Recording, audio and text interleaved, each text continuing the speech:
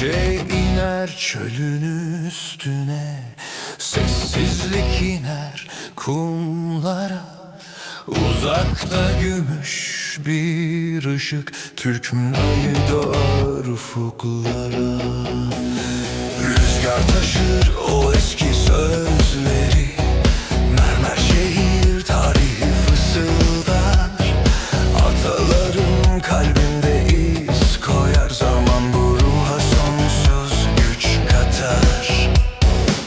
Demir irade, sarsılmaz inanç, küllerden doğan yıkılmaz direnç. Toprak kadimdir, gökler sonsuzdur, adımız ufukta ebedi güç. Türkmen ayı yüce göklere yüksel, adın uzansın uzak alıslara. Nurun yayılsın dört bir yana, karanlığı aydınlat gücünle. Türkmen ayı yüce göklere yüksel, adın uzansın uzak alıslara. Nurun yayılsın dört bir yana, karanlığı aydınlat gücünle. Gölgemde yürür benim büyük atam, Ozan'ın mirası benim kanımda. Bozkurt açar yolu yüce dağlarda, korku bilmez bu yürek savaşlarda. Altı ol yüce bir kuvvet, birliğin kudreti dağları deler. Kuruldu nice büyük devletler, şanla yükseldi bu büyük millet.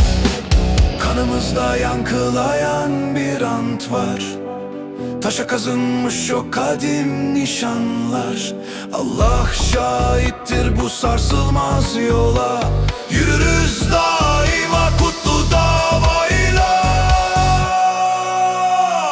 Türkmen ayı yüce göklere yüksel, adın uzansın uzak alıslara. Nurun yayılsın dört bir yana, karanlığı aydınlat gücünle. Türkmen ayı yüce göklere yüksel, adın uzansın uzak alıslara. Nurun yayılsın dört bir yana, karanlığı aydınlat gücünle. Gece geçer ama ay kalır, Türkmen ruhu düşmana korku salar.